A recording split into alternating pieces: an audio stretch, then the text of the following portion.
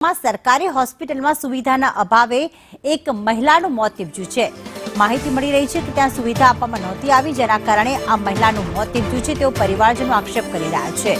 લુણાવાડા સરકારી હોસ્પિટલની આ ઘટના છે કે જ્યાં મહિલાનું મોત થયાનું સામે આવ્યું। સુવિધાના અભાવે મહિલાનું મોત થતા પરિવારમાં હાલમાં રોષ વ્યાપ્યો છે।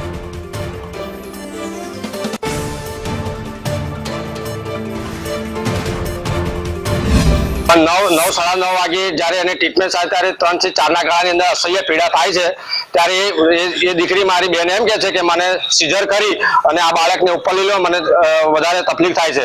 ડોક્ટરે મારા જીજાજીએ ડોક્ટરને વારંવાર રજૂઆત કરી કે ભાઈ આને સીઝર કરવા કે ડોક્ટરે એવું કીધું કે આ નોર્મલ ડિલિવરી થઈ જાય, સીઝર કરવાની જરૂર પડશે નહીં।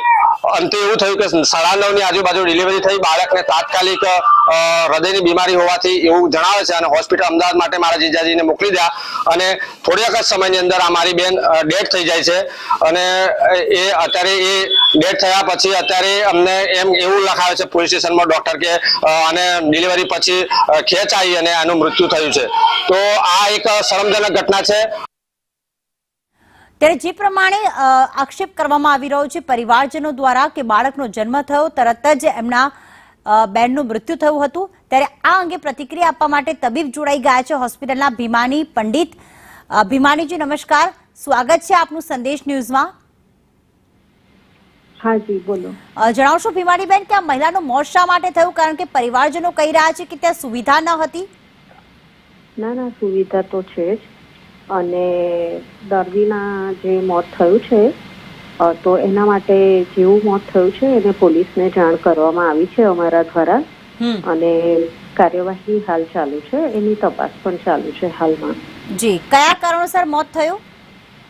કારણો માટેની તપાસ ચાલુ છે, હાલ નિવેદનો લેવાઈ રહ્યા છે। પણ પરિવારજનો તો કહી રહ્યા છે કે ડિલિવરી બાદ તરત જ તેમને ખેંચ આવી હતી। हाँ खेच આવી હતી એવું જાણવા મળ્યું છે, પણ હાલ એના તપાસ ચાલુ છે।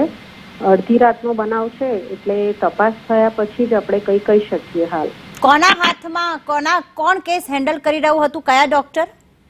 ગાયનેક વિભાગમાં ગાયનેકોલોજીસ્ટ ડોક્ટર હોય છે તે હેન્ડલ કરી રહ્યા હતા। એમનું શું કહેવું છે? એમણે તો કોઈ પ્રાથમિક રિપોર્ટ તો સબમિટ કર્યો હશે ને મોત પાછળ કારણનો? હા એટલે હજુ તપાસ ચાલુ છે, એમની પણ પૂછપરછ ચાલુ છે, પ્રક્રિયા ચાલુ છે હજુ। જી આભાર ભીમાનીબેન, સંદેશ ન્યૂઝ સાથે વાત કરવા બદલ।